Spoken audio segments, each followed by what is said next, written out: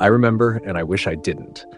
That sentence is the first thing I whisper every morning when the sun drops over the factory stacks and paints the river the color of old pennies. I say it like a small prayer, like a warning. It is the only real thing left in a town where the rest of reality keeps sliding away from me. On the morning after, people were smiling. It was the wrong kind of smile. The polite, scheduled smile of neighbors who wake and are content to be ordinary. They had coffee in their hands, bread in their bags, dogs on short leashes. They opened their shops, swept thresholds. They asked after one another as if a storm had passed and left everything tidy. No one trembled. You could have set a watch by the steadiness of their voices. There were no clocks that would confirm the night. The clock tower at St. Jude's, a thing of cracked stone and a battered bell, had stopped somewhere between two chimes and would not move. CCTV feeds from the square were scrambled into snow. My phone's photos of last night, if I took any, showed a blank gray square where a picture should be. Call logs were clean as a surgeon's table. "Maybe you were dreaming," Mrs. Hargreaves said to me over the fence while clipping her roses. She smelled like lemon dish soap and lavender. I told her I wasn't. She tilted her head. "You look tired." That was the most human thing she said, sympathy that evaporated when her mail slot rattled and she remembered something else to do. It was small things at first, things a sane person might swallow.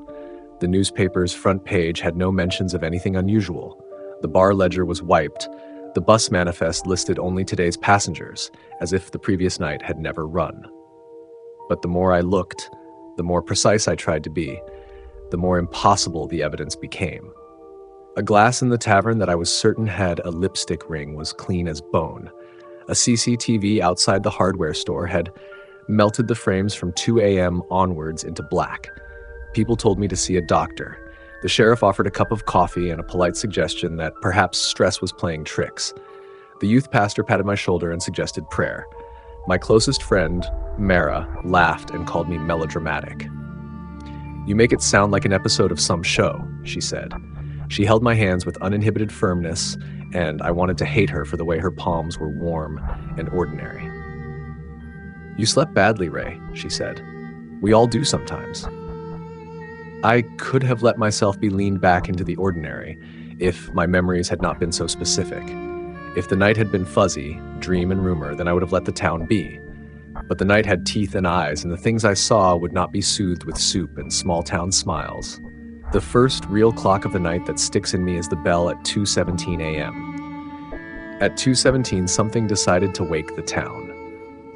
It started with the lights. The street lamps in our neighborhood, the tired sodium bulbs that hum like old refrigerators, blinked and died in sequence as if someone had pulled the plug on the sky. Then the old bell at the top of St. Jude's, which hadn't been rung in years because the mechanism was rusted, sang 3 ragged notes. Not the proud chime of celebrations. These were small, uncertain knocks like someone tapping to be let in. I put on my coat because I thought perhaps it was a lost animal or a late traveler needing help, foolish things you do at odd hours to feel useful. The town was not asleep. It was walking. People moved like they were reading lines in a play they no longer understood. They did not speak. Not really.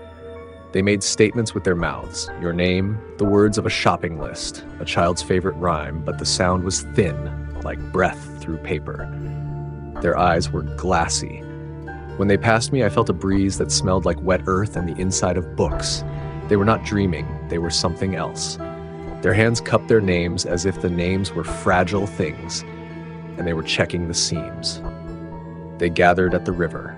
The river is wide and oily at night, an old wound the town pretends not to look at. There, under the broken lamppost, the town had formed a ring.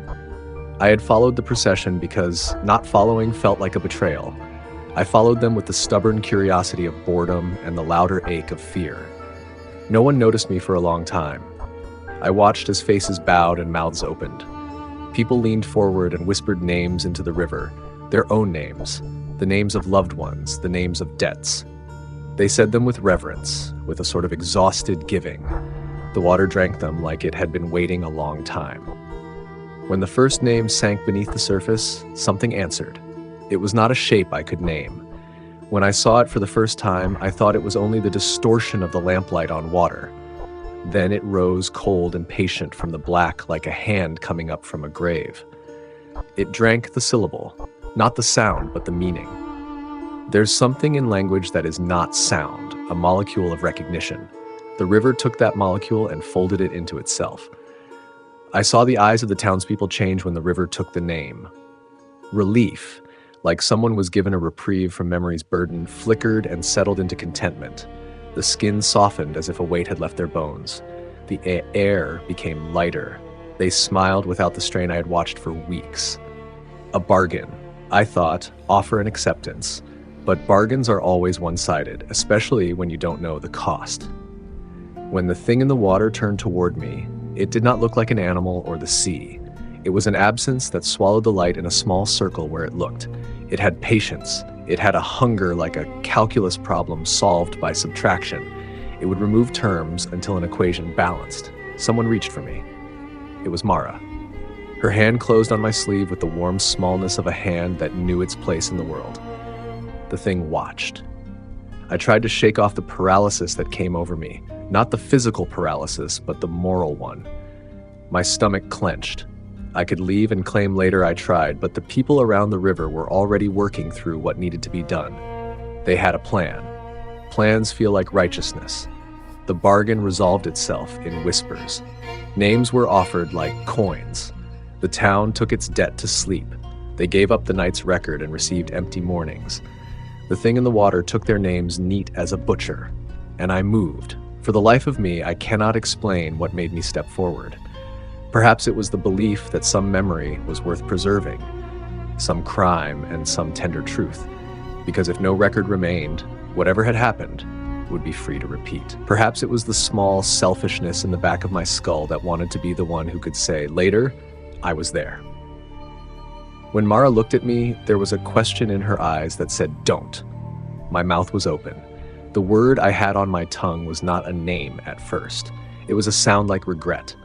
I told myself I would only call out one name, that I would anchor a fact so it could not be erased, that I would sabotage whatever exchange was at play. Instead, I said the name of a child who had drowned in the quarry when he was 6. The town hadn't spoken of it in years, but the river had not forgotten. I believed naming it would make the river cough something up. The figure in the water leaned forward like a cat pausing before it pounces. You remember the exact faces of the people around you when you break a rule in public. The sudden drawing in of breath, the pupils tightening, the way a single molecule of sound can hang in a room. People make moral calculus in a pause. Some were horrified, some were transfixed. Mara's jaw clenched. Then the river answered. When the syllable left my mouth, I thought I saw it fail, like teeth missing in a word. But the river did its patient work. The name was swallowed. The child's story rose like a bubble and burst, and with it went something in the people standing there. Some hard edge that had kept their tenderness from flaking into complacency. They exhaled and looked at one another with new ease.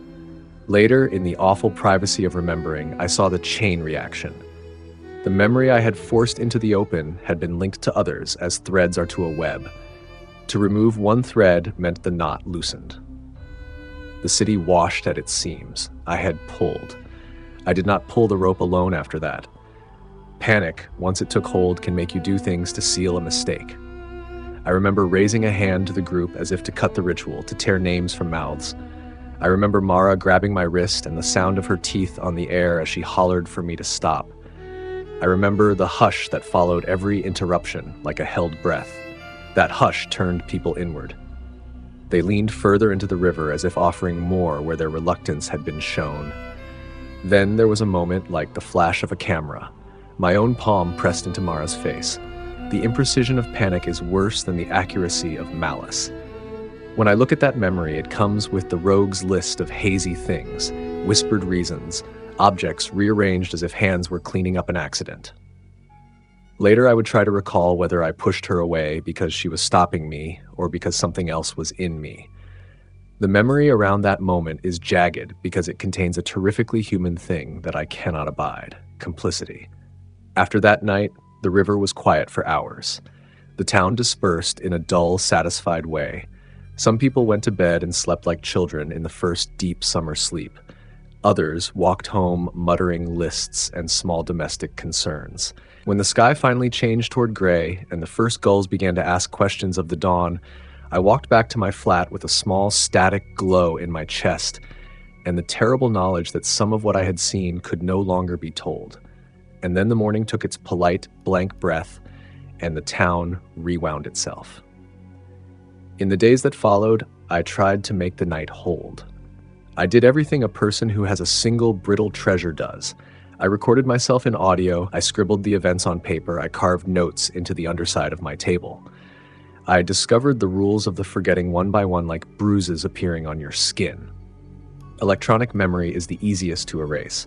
My phone, when left on the coffee table overnight, rebooted and returned to a state that suggested nothing had ever interrupted it. The audio file I had made, the one in my own voice describing, in plainness, the river, the things, the names, was a hissy smear when I played it back. The recorder had nothing but cigarette static where my voice had been.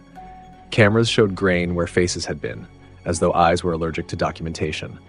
Physical memory was more stubborn, but no less doomed.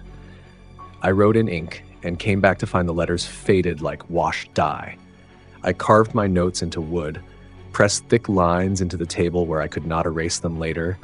The cuts filled with sap, then healed, then became smooth. Once I tried searing my account into hot metal. That lasted an hour. The letters cooled and turned to nothing the next morning, as if the world had a policy about not keeping certain stories. The only place the night stuck was my head, and the only reason I could think for that was the one thing that marked me literally, a burn across my left temple. I had not noticed the burn at first. I woke with the sense of it, the oddness of a coolness instead of a place where skin had been whole. Later, in the hospital, because a rational person goes to the hospital when a mark appears, an ER doctor ran tests and shrugged. Could be anything, he said, pen hovering uselessly over a patient form. A chemical, a superficial thermal thing? There's no sign of infection. He suggested creams, then gave me a pamphlet for counselors. No test could reveal what the mark had seen. That burn, at first a small circle of discolored skin, was the nearest the town would allow to preserve the night. Perhaps because it was my body rather than a thing I could hand to someone else, the town could not cleanse it without cleansing me. I realized with a clarity that felt like being struck that the bell's chime had not only woken the town, it had chosen someone to keep the memory. It had chosen me. Being the only one who remembers is not like being a librarian in a quiet library. It is like having the library printed in flame along your skin every night and being the person the entire city avoids because you are a walking witness to their greatest mercy and hazard. People will look at you with that special softness now. They will duck into tenderness when they speak to you, as if they owe you the comfort your knowledge denies you. But no one believes you, because belief would demand action, and action would draw attention to the bargain. How do you know? Mara asked me once from across her kitchen table. Her teacup steamed. She was, for the moment, unmodified by the river, a traitor to the memory because she had stood there with me. Her gaze did not hold the ring of remembering. It looked at me as if I were an interesting fact to be filed. Because I was there, I said. Because I saw the bell and the people and the river. Ray, she said softly, you keep saying you saw something, but I was outside too. I walked by the square. Nothing. Her voice cracked and she rubbed her knuckles against the table. Maybe you had the window. You were dealing with lack of sleep. Stress does strange things. I watch her lips shape the words. Her eyes look at me, and for a quarter second before their docile glaze returns, I watch the exact same fatigue appear that I remember seeing every face hold by the riverside, an exhausted kindness. She does not accuse. She protects the town, which is a different kind of protection than mine. I keep watching. I keep remembering. At night, the town hums with the sound of old engines and the distant shush of trains that pass without stopping. I walk to the river when I cannot sleep because memory needs its cathedrals. The first few times I went back there were fishermen with headlamps, polite strangers making their way. Their nets came up with wet weeds, not names.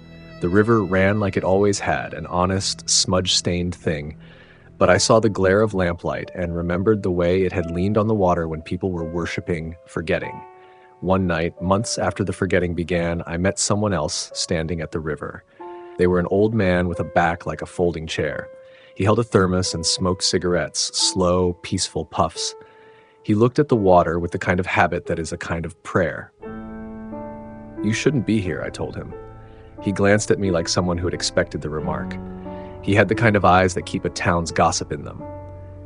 "Maybe I shouldn't," he said. His voice had the stumbling, measured cadences of someone who had been learning to rearrange a life after a loss. "But there's a certain comfort in being in the place the town decided to leave. You remember?" I asked. "Oh, I remember," he said, a small smile cracking the placid cup of his mouth. "Don't we all for a while?" He took a drag, the cigarette burning slow. "No, child," he said, "not anymore." His eyes glinted. "But I remember the first nights, the taste of things being given. You know what the worst part is?" "What?" "That you don't get what you pay for. You only get the relief. The thing in the water takes the weight and leaves you lighter. But there's a hollowness where the weight used to be. It's like a room with a missing wall."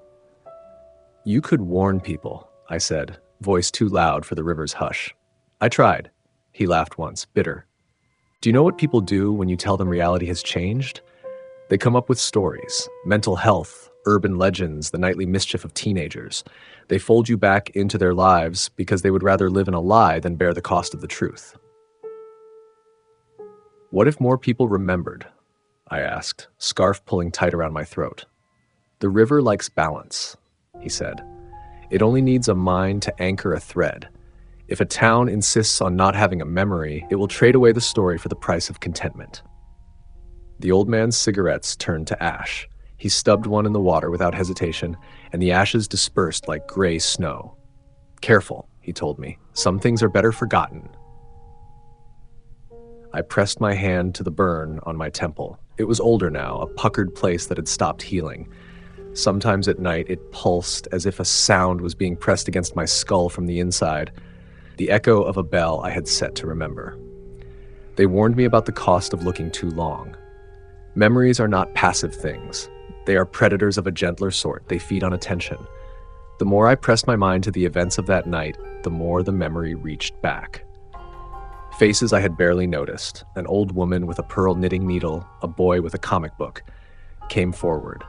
Small acts that had seemed unrelated fell together into smooth, terrible logic. I had not only watched, I had been a hinge. Weeks later, I found a fragment of my own handwriting under a loose floorboard in my flat. I had written it there in a bruise of despair the morning after the river took the town, something like a truth I had not told myself. I chose to speak because I thought if someone remembered it could be stopped. I chose badly. The sentence continued in scratchy script that betrayed me. My whole chest felt hollow then, and I thought I would be sick. I am not a murderer in a courtroom sense. But there are kinds of crimes that are softer, made of omission and of influence. When you set an idea in motion that erases history, you become an architect of that erasure, whether you intended to or not. That is the thing that keeps me awake at 2 in the morning. Not the memory of what the river took, but the memory of what my voice did. Everyone around me carries a lightness now.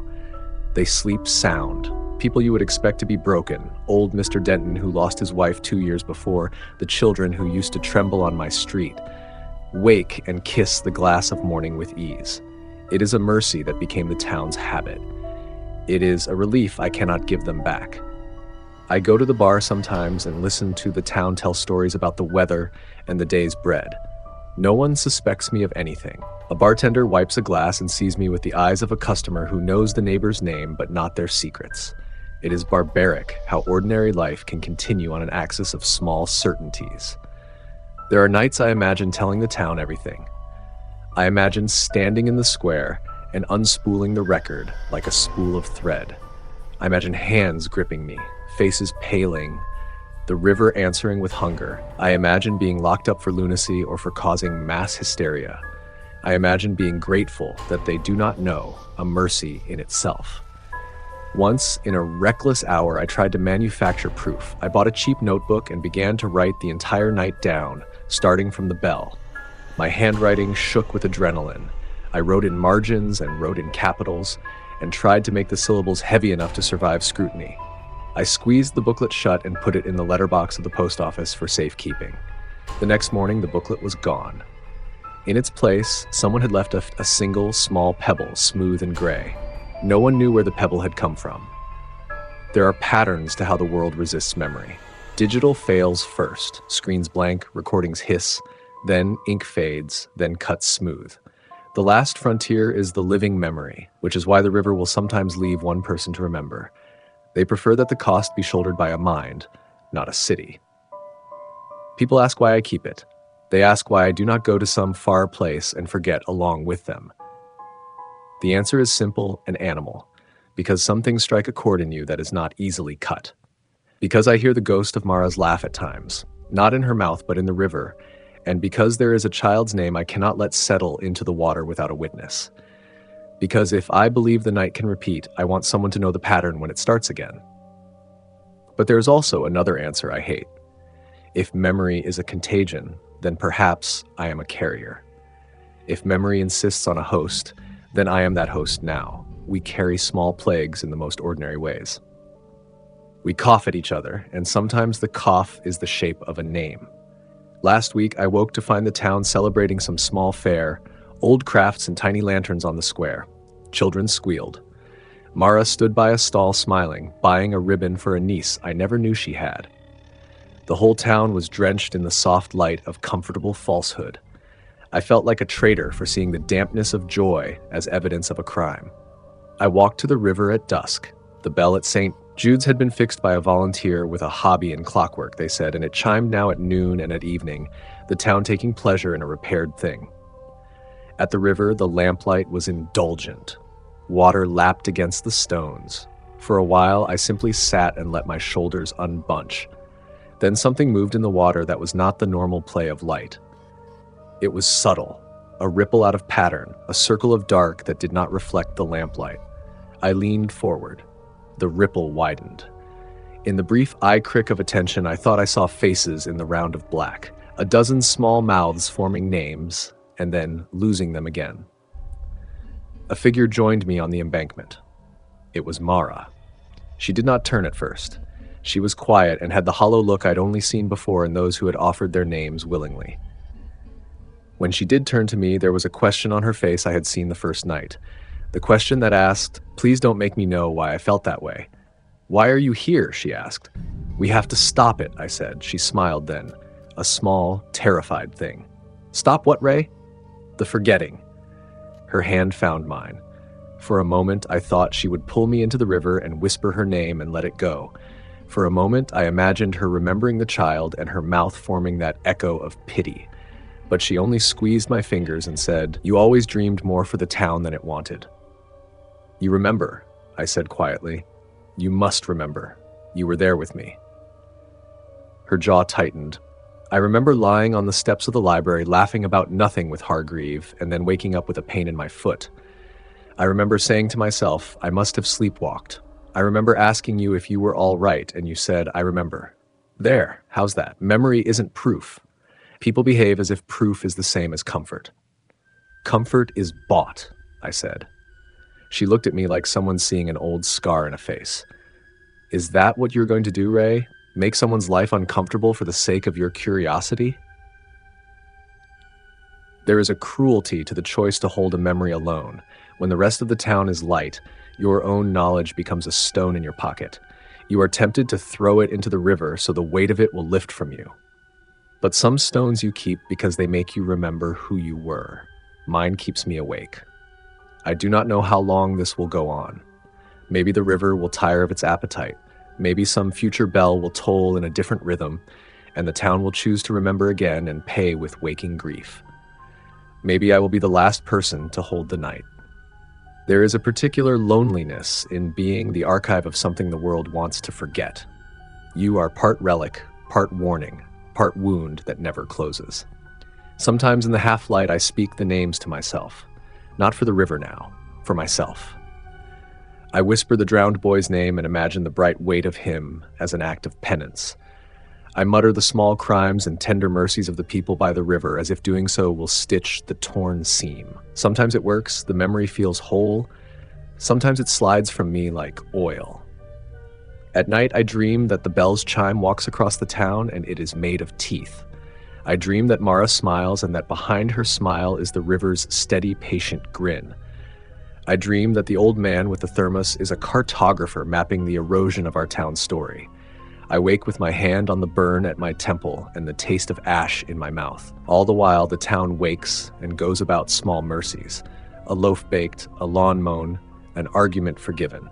They live better than they did when their past sat in their chests like gravel. There is an efficiency to contentment. There is also an unforgivable hunger in leaving everything unremembered. If you ask me what I would do with only one chance to change it, if I could stand in the square and scream until everyone's ears bled with the truth, I do not know. The thing that cleaves me is not that I want to unmake the forgetting. The thing that cleaves me is that I did something, speaking a name, acting in panic, and it loosened the knot. My hand did not stay clean.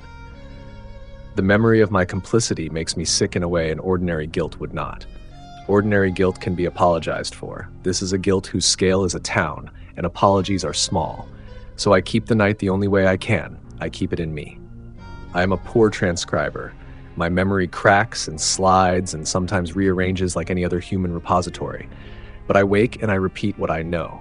I speak the child's name, the sound of the bell, the smell of wet paper, the look on Mara's face at the moment before I touched her. I say it aloud until the syllables bruise a little and become easier to carry. The town will never thank me. They cannot. They live better because of the bargain. They would not recognize the sacrifice even if you nailed it to the church door in cold iron. They prefer the new ease.